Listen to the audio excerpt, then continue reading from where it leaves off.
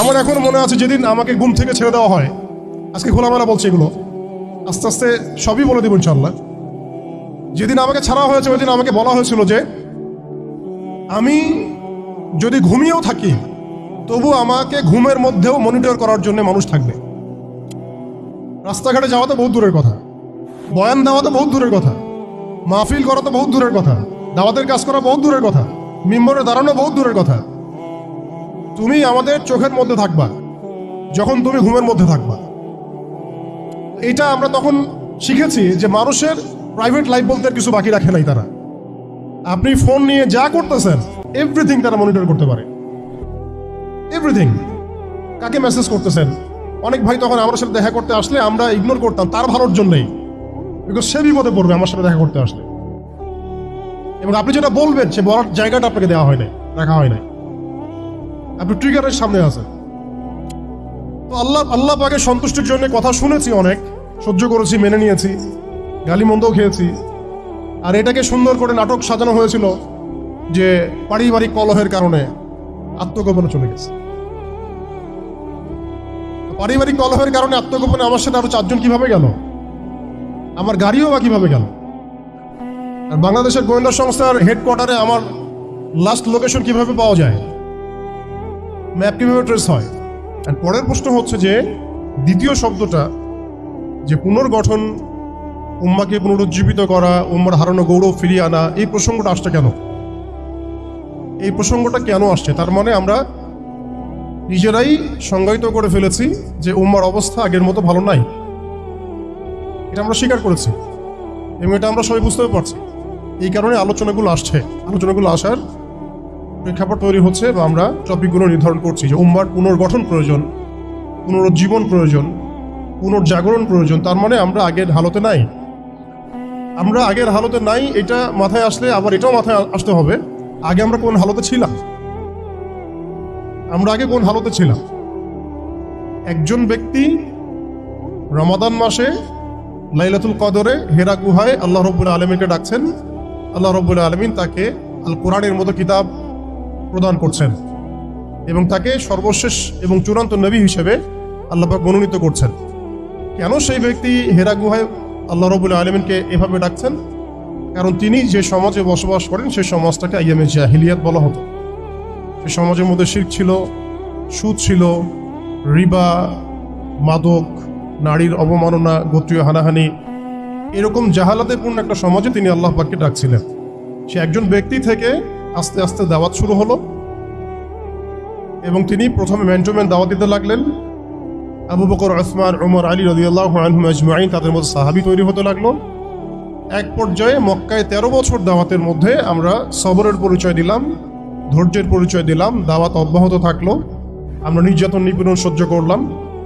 এক পর্যায়ে আমরা হিজরত করলাম, প্রথমে আবিসিনিয়ায়, কখনো তায়েফে, এক পর্যায়ে মদিনায় গিয়ে ইসলামী রাষ্ট্র কায়েম হলো। আমরা জিহাদ এবং দাওয়াতের মধ্য দিয়ে আস্তে আস্তে মদিনাকে বেস করে বদর, উহুদ, খন্দক, মৌতা, তাবুক, এইসব সিঁড়ি পেরিয়ে মক্কা বিজয় পর্যন্ত আসলাম।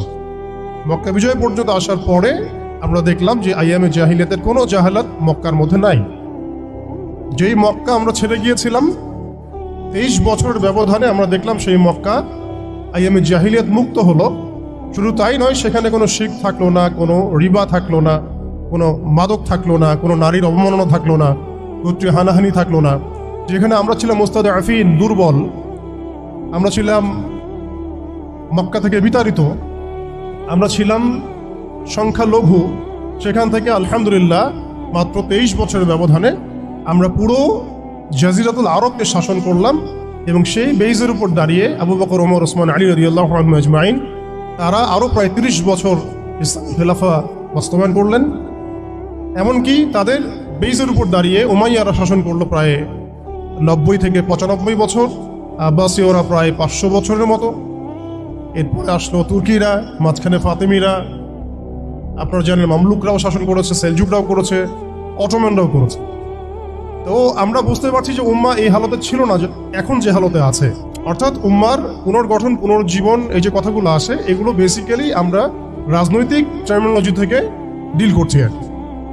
আমাদের উম্মার অবস্থা সবসময় এই বিশ্বকে নেতৃত্ব প্রদানকারী অবস্থায় ছিল, যেখান থেকে আমরা এখন সরে আসছি বলে আমাদেরকে এই টপিক নির্ধারণ করতে হচ্ছে যে কিভাবে আমরা এর পুনর্গঠন করব, পুনর্জীবন করব। পৃথিবীর কোনো পরাশক্তি আমাদের সামনে টিকতে পারে নাই, না রোমানরা, না পার্সিয়ানরা, না এদিকের মাজুসিরা, আর না এই সাবকন্টিনেন্টের পৌত্তলিকরা, কেউই আমাদের সামনে দাঁড়াতে পারে নাই। তার মানে আমরা কয়েকটা দিক থেকে উম্মার বিজয়ে এই সময়টা পেরিয়ে এসেছি। একটা হচ্ছে আধ্যাত্মিক দিক, তারা অর্থনৈতিক দিক থেকে অনেক শক্তিশালী ছিল, সামরিক দিক থেকে তারা অনেক শক্তিশালী ছিল, জামাবদ্ধভাবে আমরা থাকতাম, কোনো বিভক্তি ছিল না। আমাদের মধ্যে আসসাম ওয়া তাআ ছিল, আমাদের মধ্যে আমির, মামুর, বায়াত এবং ইতাআত ছিল, আমাদের মধ্যে রাষ্ট্র ব্যবস্থা ছিল, খিলাফা স্টেট ছিল, শরিয়া আইন ছিল এবং শরিয়া বা ইমারা রাষ্ট্র ব্যবস্থা ছিল। আমরা বলতে পারি যে সিন্ধু, এদিকে সিন্ধু, ওইদিকের আফ্রিকা, আফ্রিকা থেকে সিন্ধু পর্যন্ত, ওইদিকের পশ্চিমা সভ্যতা থেকে চায়না পর্যন্ত বলা যায় পৃথিবীর 4 ভাগের 3 ভাগ আমাদের দখলে ছিল। আমি বলেছিলাম টপিকটা অনেক গভীর, অনেক সময় সাপেক্ষ। আমি খুব অল্প কথায় বলার চেষ্টা করছি। উম্মার পুনর্জাগরণ কথাটা বলতে আমরা শুধু আধ্যাত্মিক পুনর্জাগরণ বুঝি না। আধ্যাত্মিক পুনর্জাগরণ আমাদের অনেকের অনেক ভালো অবস্থা এখনো আছে, আলহামদুলিল্লাহ। আমাদের প্রচুর মসজিদ আছে, প্রচুর মাদ্রাসা আছে, প্রচুর তুল্লাব আছেন, প্রচুর ওলামায়ে কেরাম আছেন।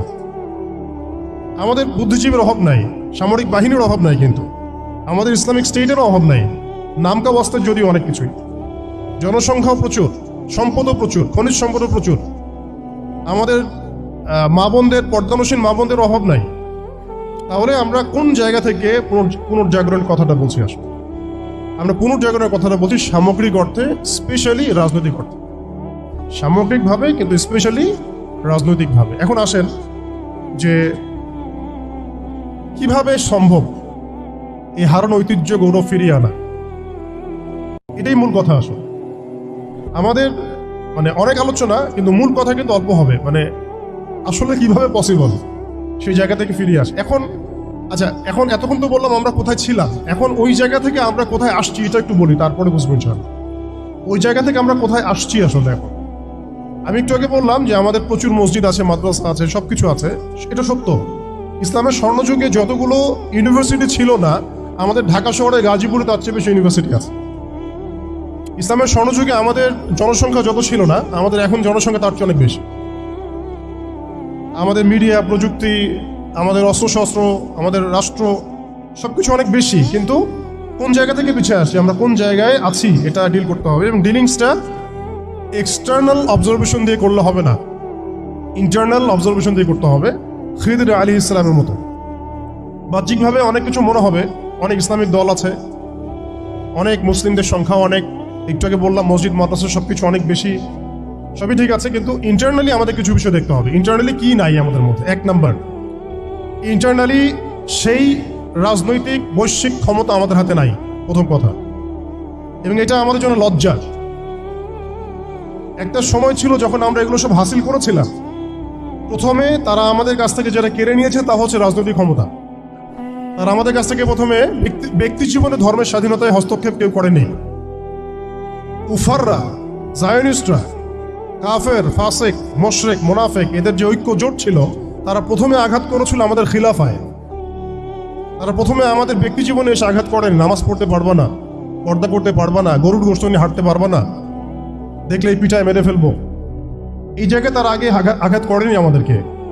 আমাদেরকে সবার আগে আঘাত করেছে রাজনৈতিক জায়গায়। আমাদের খেলাফা কনসেপ্ট তারা ভেস্তে দিয়েছে, ভেঙে দিয়েছে, বাইতুল মুকাদ্দাসকে লিবারেট করেছে। এরপরে সেই খেলাফা কনসেপ্টটাকে দূর করে দিয়ে তারা 50 থেকে 57টার মতো ক্ষুদ্র ক্ষুদ্র রাষ্ট্রে আমাদেরকে বিভক্ত করে দিয়েছে।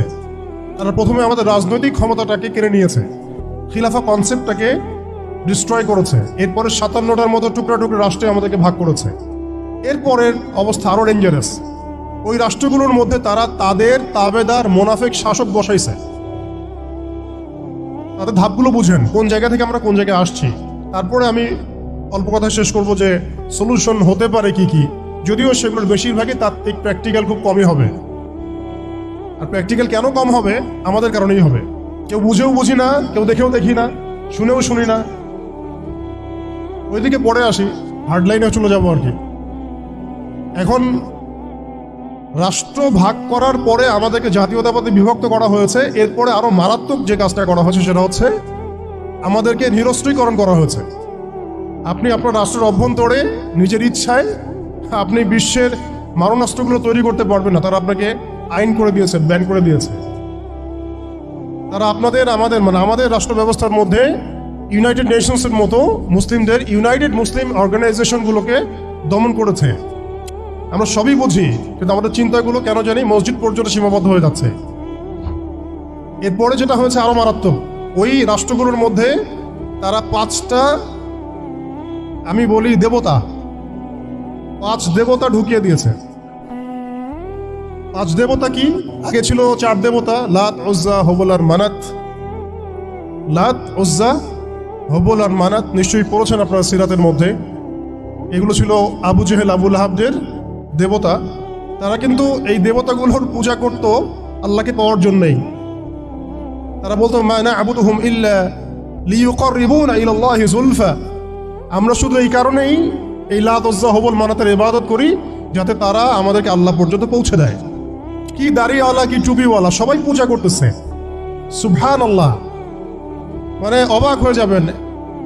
রিপোর্ট করছে টিভিতে, আপনারা কি চান? এই গভর্নমেন্ট কয় বছর থাক, এই গভর্নমেন্ট কয় বছর থাক। আপনি কি ইলেকশন চান? আপনি কি চান না? অডিয়েন্সের, সাধারণ আম জনগণের জবাব হচ্ছে না, আমরা ইলেকশন চাই না। ইলেকশন দিয়ে কি হয়? খালি এক জালেম যে আরেক জালেম আসে। আমরা এইসব ইলেকশন চাই না। আমরা চাই ভালো কোনো সরকারি ব্যবস্থায় থেকে যাক আরো 10 বছর। মানে সবচেয়ে ভালো যে চিন্তাটা তাদের, সেটাও গণতন্ত্রের বাইরে যেতে পারে না। পূজার মধ্যেই চিন্তা। আমরা চাই এরকম একটা গভর্নমেন্ট আসুক, এই পদ্ধতি থাক এবং আরো 10 বছর তারা দেশ চালাক।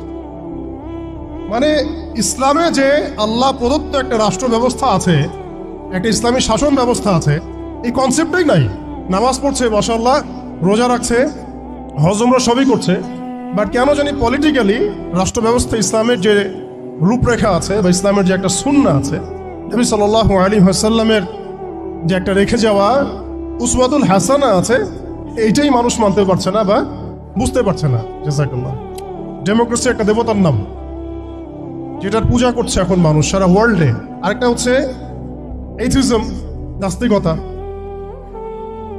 এখনকার এই বিশ্ব ব্যবস্থায় ইসলামী খেলাফতকে দূর করে দিয়ে, উম্মাকে বিভক্ত করে দিয়ে, মুনাফিক শাসকদেরকে বসিয়ে ইন্টারনালি প্রত্যেকটা রাষ্ট্রে এই 5টা দেবতা বসানো হয়েছে।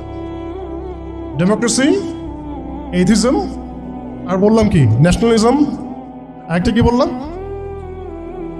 কমিউনিজম এবং সেকুলারিজম, DANCS। কিছুটা ড্যান্সের মতো আর কি। আসলে এরা বিশ্বকে নাচাচ্ছেই। এরা এইসব মতবাদ দিয়ে বিশ্বকে নাচিয়ে বেড়াচ্ছে আর কি। তারা নিজেরা নাচে না এগুলোতে, বরং তারা এগুলোর মধ্য দিয়ে মুসলিমদেরকে নাচায়। যদিও এটা এক্স্যাক্টলি ড্যান্স শব্দটা হয় নাই, কাছাকাছি হয়েছে আর কি। এখানে D আছে, A আছে, N আছে, C এবং S আছে। এই 5টা দেবতার শেকড় যদি এই বিশ্ব থেকে উপড়ে ফেলা না যায়, তাহলে ইসলামী শরিয়া, ইমার এবং খেলাফা কায়েম হবে না। এবং যখন এই বিশ্বে ইনশাআল্লাহ তাআলা আগামীতে শরিয়া, ইমার এবং খেলাফা বাস্তবায়িত হবে, তখন এই 5টা দেবতার কোনোটাই বাকি থাকবে না ইনশাআল্লাহ। এই নাপাকিগুলো থেকে পবিত্র না হয়ে বা পবিত্রতা হাসিল না করে আপনি আমি যতই একটা গ্লাসের মধ্যে মধু ঢালি, আর আপনি দুধ ঢালেন, আর কোনো শরবত ঢালেন, ওই গ্লাসটাই নাপাক। আফসোস হচ্ছে আমরা এই নাপাকিগুলো ধরতে পারছি না অনেকেই। আল্লাহ পাক আমাদেরকে ধরার এবং বোঝার তৌফিক দান করে। এই সিস্টেমগুলো ব্যর্থ, এই মতবাদগুলো ব্যর্থ। এই মতবাদগুলো তৈরি করা হয়েছে আমাদেরকে শাসন করার জন্যে, আমাদেরকে পশ্চিমাদের দাস বানানোর জন্যে, জায়নিস্টদের দাস বানানোর জন্যে, IMF এর কাছে লোনের হাত পাতার জন্যে, কোনো ডিসিশন নেওয়ার আগে, রাষ্ট্রের কোনো ডিসিশন নেওয়ার আগে ইউনাইটেড নেশনসের কাছে এই ভিক্ষার ঝুলি পেতে দেওয়ার জন্যে। আমাদের চোখের সামনে আমাদের ভাই বোনদেরকে নির্মমভাবে হত্যা করলেও আমরা টু শব্দ করতে পারবো না এই জন্যে। ইভেন আমাদের দেশের 99% মানুষও যদি শরিয়া চায়, তবুও রাষ্ট্র ব্যবস্থা এটা চাইবে না, কারণ রাষ্ট্র ব্যবস্থা এই তন্ত্রমন্ত্রগুলো দ্বারা দীক্ষিত। এর মধ্যে আরো আছে মানবরচিত সংবিধান, আরো আছে মানবরচিত বিচার ব্যবস্থা, আরো আছে আল্লাহর হালালকে হারাম করে ফেলা, আল্লাহর হারামকে হালাল করে নেওয়া।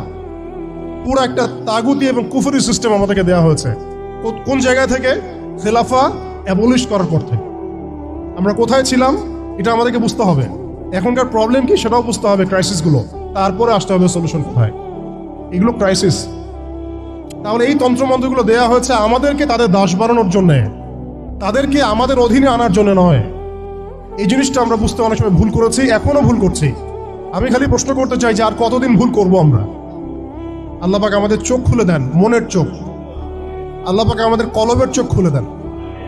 আপনি 20টা আসন পাইতে পারেন হাইয়েস্ট, 5টা আসন পাইতে পারেন হাইয়েস্ট, ওখানেও আপনি দাস হয়ে থাকবেন। আপনি 20টা আসন নিয়ে পার্লামেন্টে দাস হয়ে থাকবেন। 20টা আসন নিয়ে আপনি বলতে পারবেন না যে এটা হালাল, এটা হারাম, এটা জায়েজ, এটা না জায়েজ, এটা করতে হবে, এটা করতে হবে না। আর যদি আপনি বলেনও, আপনার কথা কেউ শুনবেও না, কারণ মেজরিটি শুড বি গ্রান্টেড। তাদের মূল নীতি হচ্ছে এটা, সংখ্যাগরিষ্ঠ মানুষ যা বলবে তাই হক। আগামীকাল সংখ্যাগরিষ্ঠ মানুষ বাংলাদেশে বলবে নাউযুবিল্লাহি মিন যালিক, যে এই বিবাহিত ধর্ষণের বিচার করা হোক, নাউযুবিল্লাহ, আর ওই পতিতালয়ে গিয়ে সময় কাটানো, নাউযুবিল্লাহি মিন যালিক, এটাকে প্রমোট করা হোক, শ্রমিকের অধিকার দেওয়া হোক। বিকজ এই সিস্টেমটা দাঁড়িয়ে আছে এমন একটা বালির ঢিবির উপরে, যার উপরে কোনো ঘোড়া দাঁড়াতে পারে না।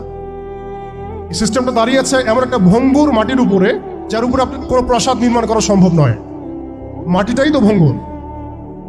তো এই আদর্শিক এই মতবাদগুলো দিয়ে তারা আমাদের খিলাফাটাকে ডিস্ট্রয় করে দিয়েছিল। আজকে থেকে 100 বছর হয়ে গেছে। আজকে 100 বছর পরে এসে আমি এগুলো নিয়ে কথা বলছি, আমরা এগুলো নিয়ে কথা বলছি। এরপরে তারা যেটা করেছে, হালতটা বুঝেন।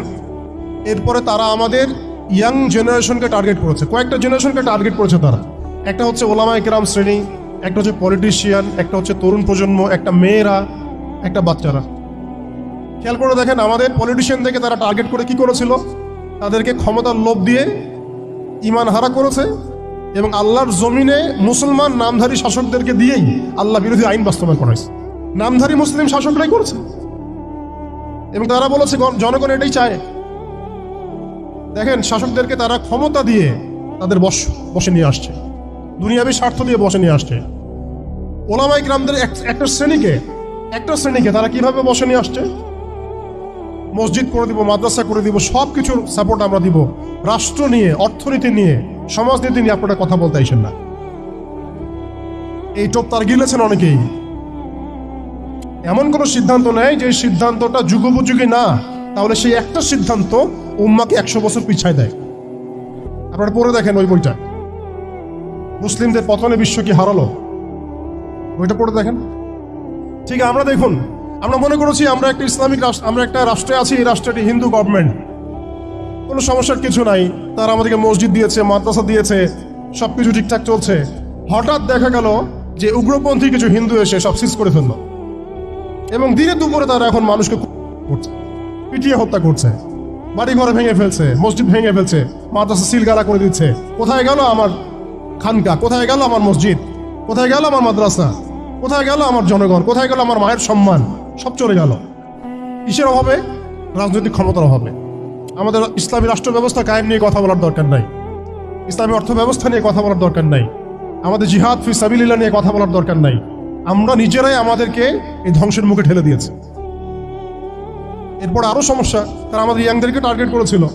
দেখেন, ইয়াংদেরকে টার্গেট করে কত মেহনত তারা করেছে। মেয়েদেরকে ফ্রি অ্যাক্সেস দিয়ে দিয়েছে, ফ্রি মিক্সিং, বাচ্চা থেকে শুরু করে একদম 4টি লেভেল পর্যন্ত জেনা করাচ্ছে ফ্রি। আপনার চরিত্র হনন করার যা যা এলিমেন্টস আছে সব তো ফ্রি, সব ফ্রি। আর মেয়েদেরকে বেপর্দা করে বাইরে নিয়ে আসছে, বাচ্চাদেরকে ছোটবেলা থেকে মাথা নষ্ট করার যা যা এলিমেন্ট সব দিয়ে দিচ্ছে, খাবারে ভেজাল মিশাচ্ছে, আমাদের ভাইদেরকে বিয়ে কঠিন করে ফেলছে, জেনা সহজ করে ফেলছে। কি করে নাই তারা? শিক্ষা ব্যবস্থা থেকে ইসলামকে উঠে দিচ্ছে। আপনি সারা জীবন পড়াশোনা করেন, দেখেন আপনি 20টা সূরা শিখতে পারেন কিনা। ফরজে আইন শিখতে পারেন কিনা, একটা একটা করে ডিপার্টমেন্ট ধরে ধরে তারা কাজ করেছে। এর উপর আবার অর্থ ব্যবস্থা ওদের হাতে নিয়ে নিয়েছে, ওয়ার্ল্ড ব্যাংক দিয়ে, IMF দিয়ে, ফেডারেল রিজার্ভ দিয়ে।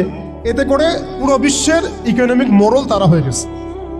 এখন আপনি আমি একটা স্বাধীন দেশে বসবাস করলেও অর্থনৈতিকভাবে আমরা স্বাবলম্বী হতে পারি না, দ্বারস্থ হতে হয়, বাণিজ্যে ওদের দ্বারস্থ হতে হচ্ছে, ব্যবসায় হতে হচ্ছে, ফাইন্যান্সে হতে হচ্ছে। এমনকি আমাদের যে একটা মানে সম্পদ ছিল পকেটে রাখা যেত, গোল্ড কয়েন এবং সিলভার দিরহাম, ওইটা পর্যন্ত তারা অ্যাবলিশ করে দিল, দিয়ে আপনাকে আমাকে ডিজিট ধরাই দিল, দিয়ে আমাদের টাকাগুলো সিজ করে ফেললো। এবং এগুলো যদি মুহূর্তের মধ্যে কলাপস করে যায়, আপনি কিছু করতেও পারবেন না, বিকজ এগুলোর নিয়ন্ত্রণ আপনার হাতে নাই, ইভেন একটা রাষ্ট্রের সেন্ট্রাল ব্যাংকের হাতেও নাই। শুধু তাই না, আমাদের ইসলামিক কারেন্সি তো বিলুপ্ত করলোই, উল্টা আপনাকে সুদ ধরাই দিল, সুদের লেনদেন কারবার, সুদভিত্তিক অর্থ ব্যবস্থা। কোন ডিপার্টমেন্টটা বাদ দিল তারা? পলিটিক্স থেকে নিয়ে সোশ্যাল, ইকোনমিক, চারিত্রিক, আমাদের মা বোনরা, আমাদের শিশুরা, কোনো ডিপার্টমেন্ট বাদ দেয় নাই। এর উপর আরও আছে, মিডিয়া দিয়ে নিয়ন্ত্রণ করা শুরু করলো। আমার এখনো মনে আছে যেদিন আমাকে ঘুম থেকে ছেড়ে দেওয়া হয়, আজকে খোলামেলা বলছে এগুলো, আস্তে আস্তে সবই বলে দিব ইনশাল্লাহ। যেদিন আমাকে ছাড়া হয়েছে ওই দিন আমাকে বলা হয়েছিল যে আমি যদি ঘুমিয়েও থাকি তবু আমাকে ঘুমের মধ্যেও মনিটর করার জন্য মানুষ থাকবে। রাস্তাঘাটে যাওয়া তো বহুত দূরের কথা, বয়ান দেওয়া তো বহুত দূরের কথা, মাহফিল করা তো বহুত দূরের কথা, দাওয়াতের কাজ করা বহুত দূরের কথা, মিম্বরে দাঁড়ানো বহুত দূরের কথা। তুমি আমাদের চোখের মধ্যে থাকবা যখন তুমি ঘুমের মধ্যে থাকবা। এখন আপনারা এই মিডিয়াদেরকে খুব মাথায় তুলতেছেন। এখন কয়দিন আগে তারা ফ্যাসিস্টের পক্ষে ছিল, আজকে মনে করছে সে আপনার দলে চলে আসছে। তাদের কোনো ধর্ম থাকে না, মিডিয়ার কোনো ধর্ম থাকে না, যেদিকে ফ্লো সেদিকে তারা যাবে। এবং যদি দেখেন আমরা এই গুটি কয়েক মানুষ কালকে বাংলাদেশে শরিয়া কায়েম করে ফেলতে পারি ইনশাআল্লাহ তাআলা, AI টেকনোলজি দিয়ে তারা ঘরে বসে কিবোর্ডের ক্লিকের মধ্য দিয়ে আমাকে এখানে শুট করতে পারে। এখন রাইট নাও আমরা কিছু করতে পারবো না, এবং আমাদের কোনো প্রতিরক্ষা ব্যবস্থা নাই। আপনি কোথায় বসে আছেন ওইখানে আপনাকে শুট করা সম্ভব। প্রযুক্তি এমন জায়গায় নিয়ে গেছে তারা। আপনি মুসলিম কান্ট্রিগুলোর অবস্থা দেখেন। আমরা বাংলার জমিনে দিন কায়েমের কথা বলছি, বাংলার জমিনের ল্যাকিংসগুলো আপনি ফাইন্ড আউট করেন। আমাদের কি আকাশ নিরাপদ? সমুদ্র কি নিরাপদ? আমাদের কি মিসাইল আছে, ক্ষেপণাস্ত্র ব্যবস্থা আছে, আকাশ প্রতিরক্ষা ব্যবস্থা আছে? আমাদের কি এরকম প্রযুক্তি আছে? আমাদের কি ইমানদার এমন মিলিটারি বাহিনী আছে কিনা? অনেক বিষয় আছে যেগুলো নিয়ে আমাদেরকে ভাবতে হবে। নাই, অনেক কিছুই নাই, এটা হতাশার কোনো ব্যাপার না। এবং অনেক কিছু যে নাই, এটা আমাদের ভীরুতারও কোনো সুযোগ এখানে রাখার দরকার নাই, ঠিক আছে। যতটা সম্ভব আমরা অর্জন করার চেষ্টা করবো ইনশাআল্লাহ। কিন্তু যদি নাও হয় 100%, তবুও আমাদের ভয় পাওয়ার কোনো কারণ নাই, কারণ আমাদের সাহায্য আসবে আল্লাহর পক্ষ থেকে। কত ক্ষুদ্র ক্ষুদ্র দল এই পৃথিবী থেকে চলে গেছে, যারা বড় বড় দলের উপর বিজয় লাভ করেছিল আল্লাহর সাহায্য। অতএব এটা আমি বলছি যাতে আমরা একটা যুগের সাথে তাল মেলাতে পারি, অন্তত পক্ষে কিছু প্রস্তুতি আমাদের থাকা তো দরকার। ব্যাপারটা তো এমন নয় যে আমরা গেলাম, জায়নামাজে দাঁড়ালাম, দোয়া করলাম, যুদ্ধে জয়লাভ করলাম। এভাবে কিন্তু যুদ্ধ জয় হয় নাই।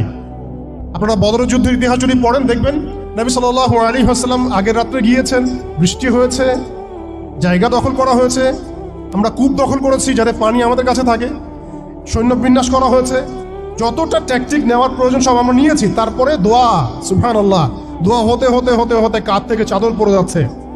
আবু বকর রাদিয়াল্লাহু আনহু এসে বলছেন যে ইয়া রাসূলুল্লাহ, যথেষ্ট হয়েছে, আপনি থামেন, আল্লাহ আপনার সাথে আছেন, আল্লাহ আপনার দোয়া ফেলবেন না ইনশাআল্লাহ। এরপরে দেখলেন 313 নিয়ে আমরা ওদেরকে হারালাম। আরো বেশি প্ল্যান করেছে ওরা। রাজনৈতিক শক্তি হচ্ছে এখন আমাদের মূল লক্ষ্য হওয়া দরকার।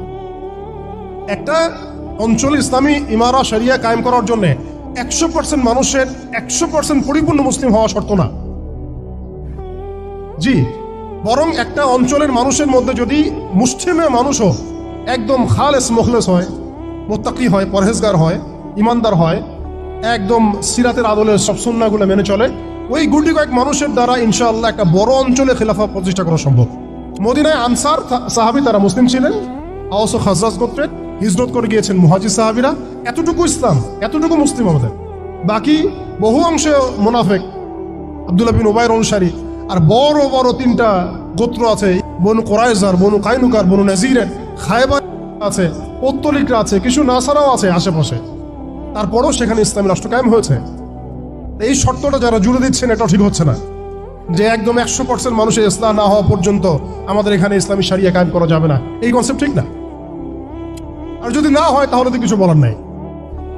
মানে আমাদের সামনে রাস্তা তো দুইটা, হয় তাদের সামনে, আমাদের বলতে আমি তাদেরকে আমাদের অন্তর্ভুক্ত করে বোঝাচ্ছি, তাদের সামনে রাস্তা দুইটা, হয় এখন তাদের মার খেয়ে মরবে জিল্লতির সাথে, থুতু চাটাচ্ছে তারা রাস্তায়, আমাদের মুসলিম ভাইদেরকে তারা থুতু চাটাচ্ছে রাস্তায়, মেয়েদেরকে নগ্ন করতেছে, বাড়িঘর জ্বালাই দিচ্ছে, মসজিদ ভেঙে দিচ্ছে, মাদ্রাসা দখল করতেছে, গরুর গোশত নিয়ে গেলে পিটায় মেরে ফেলতেছে, বাবার সামনে মেয়েকে ধর্ষণ করতেছে। সবচেয়ে বড় কথা, আমাদের নিরপরাধ ভাইদেরকে তারা একটা ইস্যু ক্রিয়েট করে করতেছে। এটা একটা জেনোসাইড। হয় তারা এই জিল্লতিগুলো সহ্য করে এভাবে লাঞ্ছনার মৃত্যু মরবে, অথবা প্রতিহত করে শাহাদাতের মর্যাদায় মারা যাবে, শহীদ হবে। এর বাইরে কোনো রাস্তা আছে কিনা? ভারতের মুসলিমরা কি কখনো ভেবেছিল আজকে থেকে 10 বছর আগে এমনটা হবে? ওয়াকফ বিলের মাধ্যমে আমাদের সব সম্পত্তি তারা গ্রাস করে ফেলবে, কেউ কি ভাবছে? আচ্ছা, আমাকে একটা প্রশ্নের উত্তর দেন। আগামীকাল যদি দারুল উলুম দেওবন্দ তারা দখল করে ফেলে, বলেন, আগামীকাল যদি তারা বলে দারুল উলুম দেওবন্দ আমাদের, এখান থেকে বের হও সবাই, কি করবেন আপনারা? না আমরা কি করব? ফতোয়া কি আসবে? কোন স্ট্রং ফতোয়া আসবে কিনা? সেটাকে প্রতিহত করার জন্য আমাদের জীবন দেওয়ার প্রশ্ন আসবে কিনা? এটাই তো কথা। যদি হ্যাঁ হয়, তাহলে আজকে আমরা ভারতের মুসলমানদেরকে মৃত্যুর হাতে ছেড়ে দিচ্ছি কিভাবে? তারা দিনকে রাত বানাতে পারে, রাতকে দিন বানাতে পারে। আজকে আপনাকে বলতে পারে, কালকে আপনাকে ফ্রিডম ফাইটার বলতে পারে। আজকে যদি দেখে এইসব ওয়ার্ডগুলো এই সিস্টেমের এগেনস্টে যাচ্ছে, তখন আমাদেরকে তারা ট্রেস করবে, তারা উগ্র, তারা মৌলবাদী, তারা জঙ্গিবাদী কর্মকাণ্ড করতেছে, নাউযুবিল্লাহি মিন যালিক। ঠিক আছে, কিন্তু যদি দেখা যায় কালকে তারাই আবার বিজয়ী হয়ে গেছে, তখন তাদেরকে আবার তারা হাইলাইট করবে এবং তাদের পেজগুলো, নিউজ কভারেজগুলো ভরে যাবে। দেখেন, আমাদের ওই উম্মার ওই গৌরবান্বিত সময়টাকে স্মরণ করেন, আমরা কোথায় ছিলাম এবং এখন কোথায় আছি। মাঝখানের এই রাস্তাটাতে ওরা আমাদেরকে কিভাবে ডমিনেট করলো, কোন কোন জায়গায় তারা আমাদেরকে মারলো। তারা কিন্তু আমাদেরকে ভাতে মারলো, অর্থনীতির মধ্যে মারলো, রাজনীতির মধ্যে মারলো, সংস্কৃতির মধ্যে মারলো, তরুণ প্রজন্মের মধ্যে মারলো। তারা আমাদেরকে কিন্তু বেপরদামি দিয়ে মারলো, পর্নোগ্রাফি দিয়ে মারলো, মিডিয়া দিয়ে মারলো, প্রযুক্তি দিয়ে মারলো। প্রযুক্তির কথাটা না বললেই না, সিস্টেম এমনভাবে তারা আপডেট করেছে যে একটা জায়গায় সামরিক অভিযানের প্রয়োজন নাই তাদের। এখন এআই টেকনোলজি দিয়ে তারা ঘরে বসে কিবোর্ডের ক্লিকের মধ্য দিয়ে আমাকে এখানে শুট করতে পারে এখন, রাইট নাও। নাই, এটা হতাশার কোনো কারণ না। এবং আমাদের সব কিছুই লাগবে, জরুরিও না, এটাও মাথা দিচ্ছি। নাই, অনেক কিছুই নাই, এটা হতাশার কোনো ব্যাপার না। এবং অনেক কিছু যে নাই, এটা আমাদের ভীরুতারও কোনো সুযোগ এখানে রাখার দরকার নাই। নাই, ঠিক আছে, যতটা সম্ভব আমরা অর্জন করার চেষ্টা করবো ইনশাল্লাহ। কিন্তু যদি নাও হয় 100%, তবুও আমাদের ভয় পাওয়ার কোনো কারণ নাই, কারণ আমাদের সাহায্য আসবে আল্লাহর পক্ষ থেকে। আমাদের সাহায্য আসবে আল্লাহর পক্ষ থেকে ইনশাআল্লাহ। কত ক্ষুদ্র ক্ষুদ্র দল এই পৃথিবী থেকে চলে গেছে, যারা বড় বড় দলের উপর বিজয় লাভ করেছিল আল্লাহর সাহায্য। অতএব এটা আমি বলছি যাতে আমরা একটা যুগের সাথে তাল মেলাতে পারি, অন্তত পক্ষে কিছু প্রস্তুতি আমাদের থাকা তো দরকার। ব্যাপারটা তো এমন নয় যে আমরা গেলাম, জায়নামাজে দাঁড়ালাম, দোয়া করলাম, যুদ্ধে জয়লাভ করলাম। এভাবে কিন্তু যুদ্ধ জয় হয় নাই। আপনারা বদর যুদ্ধের ইতিহাস যদি পড়েন, দেখবেন নবী সাল্লাল্লাহু আলাইহি ওয়াসাল্লাম আগের রাত্রে গিয়েছেন, বৃষ্টি হয়েছে, জায়গা দখল করা হয়েছে, আমরা কূপ দখল করেছি যাতে পানি আমাদের কাছে থাকে, সৈন্য বিন্যাস করা হয়েছে, যতটা ট্যাকটিক নেওয়ার প্রয়োজন সব আমরা নিয়েছি। তারপরে দোয়া, সুবহানাল্লাহ, দোয়া হতে হতে হতে হতে কাঁধ থেকে চাদর পড়ে যাচ্ছে। আবু বকর রাদিয়াল্লাহু আনহু এসে বলছেন যে, ইয়া রাসূলুল্লাহ, যথেষ্ট হয়েছে, আপনি থামেন, আল্লাহ আপনার সাথে আছেন, আল্লাহ আপনার দোয়া ফেলবেন না ইনশাআল্লাহ। এরপরে দেখলেন 313 নিয়ে আমরা ওদেরকে হারালাম। সবকিছুর প্রয়োজন আছে। তো আমাদের অবস্থাটা এখন এমন একটা জায়গায় আছে যে ওই খিলাফা যাওয়ার পর থেকে উম্মাহ আজকে এই জায়গায় চলে আসছে। একটা অঞ্চলে ইসলামী ইমারা শরিয়া কায়েম করার জন্য 100% মানুষের 100% পরিপূর্ণ মুসলিম হওয়া শর্ত না, জি, বরং একটা অঞ্চলের মানুষের মধ্যে যদি মুসলিমের মানুষও একদম খালেস মুখলেস হয়, মুত্তাকি হয়, পরহেজগার হয়, ইমানদার হয়, একদম সিরাতের আদলে সব সুন্নাহগুলো মেনে চলে, ওই গুটি কয়েক মানুষের দ্বারা ইনশাআল্লাহ একটা বড় অঞ্চলে খেলাফত প্রতিষ্ঠা করা সম্ভব। যে একদম 100% মানুষের ইসলাম না হওয়া পর্যন্ত আমাদের এখানে ইসলামী শরিয়া কায়েম করা যাবে না, এই কনসেপ্ট ঠিক না। বরং আপনি দেখেন, একটু খেয়াল করে দেখেন, একটা এক্সাম্পল দিই, জুলাই অভ্যুত্থান, ঠিক আছে, এই সময় মাঠে ময়দানে ছিল সব মিলায় ধরেন 20% মানুষ এই বাংলাদেশের, বাকি 80% মানুষ ঘরেই ছিল, আজও ঘরে আছে, শরিয়া কায়েম হলেও ঘরেই থাকবে। আপনি খেয়াল করে দেখেন, তাদের কিছু যায় আসে নাই, তারা যেভাবে ছিল সেভাবে আছে। আগে ছিল একটা শাসন, তাদের কাছে মনে হচ্ছে এখন আরেকটা শাসন আসবে।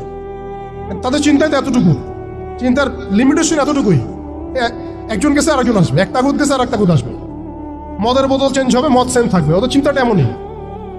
তো এত মানে আমাদের কঠোর চিন্তার প্রয়োজন নাই যে 100% মানুষ মুসলমান পরিপূর্ণ না হওয়া পর্যন্ত শরিয়া কায়েম হবে না। ভারতের মুসলিমরা কি কখনো ভেবেছিল আজকের থেকে 10 বছর আগে এমনটা হবে?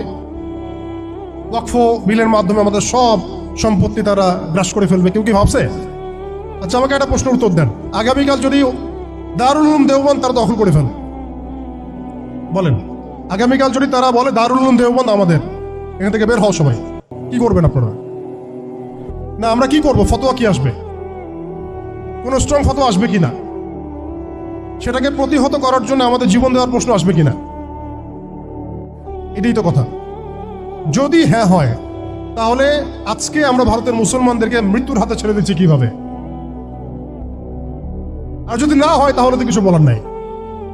মানে আমাদের সামনে রাস্তা তো দুইটা, হয় তাদের সামনে, আমাদের বলতে আমি তাদেরকে আমাদের অন্তর্ভুক্ত করে বোঝাচ্ছি, তাদের সামনে রাস্তা দুইটা, হয় এখন তাদের মার খেয়ে মরবে, জিল্লতির সাথে থুতু চাটাচ্ছে তারা রাস্তায়, আমাদের মুসলিম ভাইদেরকে তারা থুতু চাটাচ্ছে রাস্তায়, মেয়েদেরকে নগ্ন করতেছে, বাড়িঘর জ্বালাই দিচ্ছে, মসজিদ ভেঙে দিচ্ছে, মাদ্রাসা দখল করতেছে, গরুর গোশত নিয়ে গেলে পিঠায় মেরে ফেলতেছে, বাবার সামনে মেয়েকে ধর্ষণ করতেছে।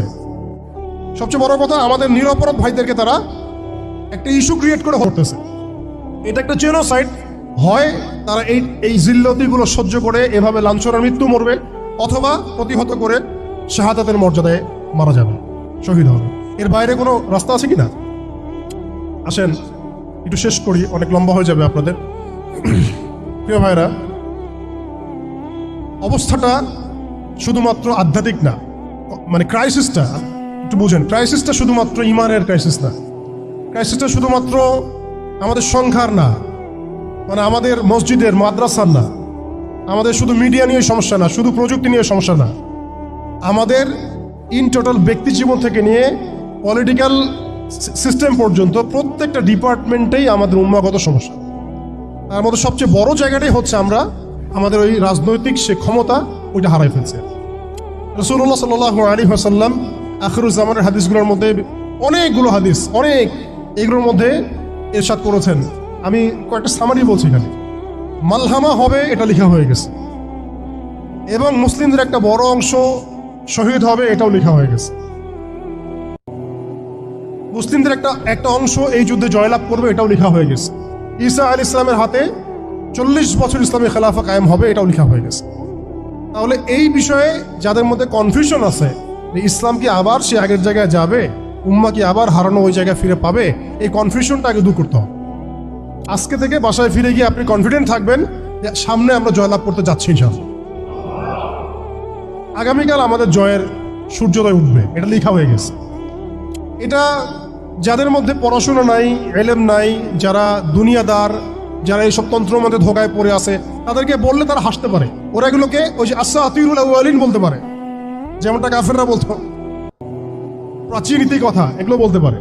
কিন্তু এটা মুহাম্মদ সাল্লাল্লাহু আলাইহি ওয়াসাল্লামের পবিত্র জবানের ভবিষ্যৎবাণী, কেউ ঠেকাতে পারবে না ইনশাআল্লাহ। আপনি আমি আজকে থেকে চিন্তা করব, একটু ধৈর্য ধরেন, জাস্ট 5 মিনিট। আপনি আমি আজকে থেকে চিন্তা করব যে আমরা পৃথিবীতে বেঁচে আছি কি জন্য, বলেন আমাদের বেঁচে থাকার কারণটা কি? আপনি আমি পৃথিবীতে বেঁচে আছি কেন? আল্লাহ পাক আমাকে আপনাকে হায়াতে রাখছেন কেন? দুইটা কাজ আমাদের। যত কিছু আমাদের আশেপাশে ঘুরতেছে, স্ত্রী, সন্তান, ব্যবসা বাণিজ্য, চাকরি বাকরি, এইটা সেইটা, এগুলো সবই গৌণ। আমাদের মুখ্য কাজ দুইটা, আল্লাহর ইবাদত করা, তার জমিনে তার দিন কায়েম করা। এক, আমি ওয়ামা খালাকতুল জিন্না ওয়াল ইনসা ইল্লা লিয়াবুদুন এর উপর আমল করব।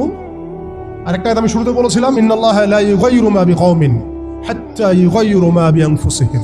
আল্লাহ পাক কোন কওমের অবস্থা ততক্ষণ পর্যন্ত পরিবর্তন করেন না যতক্ষণ সেই কওম তাদের নিজেদের অবস্থা পরিবর্তনের ফিকির না করে, চেষ্টা না করে। অতএব শুরুটা ব্যক্তি থেকে হবে। আমরা সবাই নিয়াত করতে পারি ইনশাআল্লাহ যে আমরা আমাদের আগামী পুরা জীবনটা শুধু এক আল্লাহর জন্য ঢেলে দিব ইনশাআল্লাহ। আমাদের সব কাজ হবে আল্লাহর সন্তুষ্টির জন্য। মৌলিক কাজ হবে দুইটা, আল্লাহর ইবাদত করা এবং তার জমিনে তার দিন কায়েমের চেষ্টা করা। দুনিয়া তো দেখলাম, দুনিয়া তো যথেষ্ট দেখলাম। অতএব পরিপূর্ণ ইসলামে প্রবেশ করতে হবে। এটার মাধ্যম হচ্ছে আল্লাহ পাকের সব হালাল মেনে চলবো, হারাম মেনে চলবো, সব আদেশ মেনে চলবো, নিষেধ ছেড়ে দিব, সুন্নাহ ভিত্তিক জীবনযাপন করবো ইনশাআল্লাহ। রাসূল সাল্লাল্লাহু আলাইহি ওয়াসাল্লাম যা করতে বলেছেন করবো, ছাড়তে বলেছেন ছাড়বো। এবং 3 নম্বর হচ্ছে ইসলাম বিরোধী যে আকীদা, দর্শন, মতবাদগুলো আছে এগুলোকে চিনতে হবে। শুধু ইসলাম পালন করেই যাবেন, এইদিকে আবার তাগুত, কুফর, হারাম সবই থাকবে, এই জগা খিচুড়ি দিয়ে আবার কাজ হবে। ওলামা বিবর্জিত কোনো জেনারেশন কখনো সফল হতে পারবে না। অতএব ওলামা ইকরামদেরকে আমাদের মাথার উপরে রাখতে হবে, এই সহবতটা আমাদের লাগবেই। 5 নম্বর হচ্ছে ভাই, হারাম খাওয়া যাবে না, হালাল খাইতে হবে। কোন অবস্থায় আমরা যেন হারামে লিপ্ত না হয়। যত রকম হারাম আছে সব ছাড়তে হবে, ছেড়ে হালালে থাকতে হবে। না খেয়ে থাকবো তাও হারাম খাবো না, না খেয়ে থাকবো তাও হারাম খাবো, এই চিন্তা আমার মধ্যে থাকতে হবে। 6 নম্বর, আমার আপনার জীবনের লক্ষ্য ফিক্স করে ফেলেন। আজকে জীবনের লক্ষ্যটাকে ফিক্স করে ফেলেন। আমি আপনি আসলে দুনিয়াতে কি চাই, কি করতে আসছি, আমাদের কাজটা কি, এইটা যদি ফিক্স করতে পারি কাজ আমাদের মাশাআল্লাহ 50% হয়ে গেছে। 7 নম্বর হচ্ছে আমাদের পারিবারিক কাঠামোগুলোকে ঠিকঠাকভাবে গড়ে তোলার চেষ্টা করা ইসলামিক আদর্শে। যদি একেবারেই পসিবল না হয় সেক্ষেত্রে আমাদের সামনে সাহাবীদের মিসাল আছে। বহু সাহাবী পরিবার থেকে সেই সাপোর্টটা পান নাই যেটা প্রত্যাশা করে মানুষ। আমি একটু খোলামেলা বলে দিই আর কি, রাগ করে না। 8 নম্বর, যদি আমরা বাস্তবায়ন করতে না পারি, আমরা এভাবে সেমিনারি করতে থাকবো, মাহফিল করতে থাকবো, আমরা এভাবে মসজিদ মাদ্রাসা সব খেদমত চলতে থাকবে, সব ঠিক আছে, কিন্তু শরিয়া ইমারতের দিকে আমরা যেতে পারবো না। যেটা না হলে আমরা আবার পশ্চিমাদের দাসত্ব থেকে মুক্ত হইতে পারবো না, স্বাধীন হইতে পারবো না, মাজলুমদের সাহায্য করতে পারবো না, মুস্তাদআফিনদের পাশে দাঁড়াতে পারবো না। ওইটা করতে হলে আমাদেরকে ওই জায়গায় যেতেই হবে, ওই শরিয়া জায়গায় যেতেই হবে। সেটা কি? সেটা হচ্ছে আমাদের দরকার একটা জামাআত দরকার। আমাদের এখন বিশুদ্ধ আকীদা এবং বিশুদ্ধ মানহাজের একটা জামাআত বাংলাদেশে অবশ্যই অবশ্যই জরুরি ভিত্তিতে দরকার। বাংলাদেশে অনেক কিছু আছে, অনেক প্ল্যাটফর্ম আছে, ঠিক আছে, আমি এগুলো সম্পর্কে অবগত আছি। সব কিছু বিবেচনা করে আমি আবার আমার জায়গা থেকে জোর দিয়ে বলছি, বাংলাদেশে বিশুদ্ধ আকীদার, বিশুদ্ধ মানহাজের, তাওহীদপন্থী মানুষদের, যারা আল্লাহর জমিন, আল্লাহর দ্বীনের বিজয় দেখতে চান, তথাকথিত পশ্চিমাদের পদ্ধতিতে নয় বরং সিরাতের আদলে যারা দেখতে চান, তাদের অবশ্যই অনতিবিলম্বে ঐক্যবদ্ধ হতে হবে। যদি ঐক্যবদ্ধ হতে না পারি আমরা অস্তিত্ব সংকটে পড়ব, আমরা অস্তিত্ব সংকটে পড়ব। আগামীতে আপনি হবেন টার্গেট, আপনি হবেন ডিহিউম্যানাইজ করার মূল উপকরণ, মূল মাধ্যম। এবং আমরা যদি ঐক্যবদ্ধ হতে পারি, আমরা যদি সংখ্যায় কমও হই, ইনশাআল্লাহ আযজা ওয়া জাল আল্লাহ পাক এই অঞ্চলের জন্য আমাদেরকে কবুল করবেন ইনশাআল্লাহ। দেখবেন এই অঞ্চলে কালিমা লা ইলাহা ইল্লাল্লাহ মুহাম্মাদুর রাসূলুল্লাহর পতাকা আমাদের হাতেই উঠবে ইনশাআল্লাহ। বৈশ্বিক অনেক কাজ হচ্ছে, এটা হচ্ছে আলহামদুলিল্লাহ, এটা আল্লাহর হুকুমে হচ্ছে। যারা কাজ করছে তারা কিন্তু এককভাবে করছে না, তারাও এভাবে জামা গঠন করেই কাজ করছে। তাদেরও আমির আছে, তাদেরও মামুর আছে, আস-সামউ ওয়া তাআ আছে, তাদেরও বায়আ আছে। এগুলো যদি আমাদের মধ্যে না আসে, আমরাও এভাবেই যে সেমিনার করতে থাকবো, এর বেশি হয়তো আমরা কিছু করতে পারবো না। হয়তোবা আমরা চাই অনতিবিলম্বে বাংলাদেশে তাওহীদপন্থী মানুষদের একটা কাফেলা গড়ে উঠুক। এ বিষয়ে আপনারা একমত কিনা? এ বিষয়ে কি আপনাদের মতামত আছে কিনা? আপনারা আল্লাহর কাছে দোয়া করতে থাকেন, আল্লাহ যেন এমন একটা জামা করে দেন, এমন একটা ইমারা এনে দেন, এমন একটা মামুর আল্লাহ পাক তৈরি করে দেন, এবং এমন যোগ্য আমির আল্লাহ পাক নিয়ে এসে দেন, যাদের ঐক্যবদ্ধ প্রচেষ্টায় বাংলাদেশে ইনশাআল্লাহ শরিয়া কায়েম হবে ইনশাআল্লাহ তাআলা। আল্লাহ যেন কবুল করেন, আমিন। এটা সবচেয়ে জরুরি কাজ। যদি আমরা এটা করতে না পারি, আমি বললাম আপনারা অস্তিত্ব সংকটে পড়বেন। ছোট ছোট পরিসরে কাজ করে আপনি নিজের অস্তিত্ব ধরে রাখাটাই ডিফিকাল্ট হয়ে যাবে। শরিয়া কায়েম তো বহু দূরের কথা। আপনি খেয়াল করে দেখেন, তাগুত ঐক্যবদ্ধ হয়েছে, তাদের রুট লেভেল পর্যন্ত কাঠামো আছে, চেইন অফ কমান্ড আছে। সেকুলার ঐক্যবদ্ধ হয়েছে, শাহবাগীর ঐক্যবদ্ধ হয়েছে, কাদিয়ানিরা ঐক্যবদ্ধ হয়েছে। যদি হয়ে যায় এরপরে কাজ থাকবে খালি দুইটা। এক, সিরাতের আদলে দাওয়াতের কাজ করতে থাকা, সিরাতের আদলে দাওয়াতের কাজ করতে থাকা, এবং অবশ্যই সেই যোগ্যতা অর্জন করা, পড়াশোনা করা, এগুলো তো আগেই হয়ে গেছে, আগে বলছি আমি।